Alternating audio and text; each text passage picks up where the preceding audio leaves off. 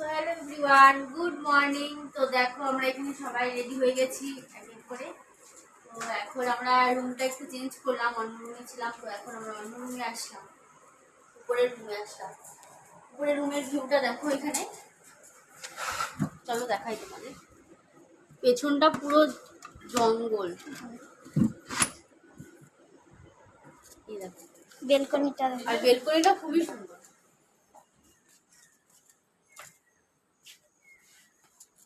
তো দেখতেই পেলে আমরা এখন তিনতলা রুমে আছি, নিচে ছিলাম, রুমটা তো ভালো ছিল।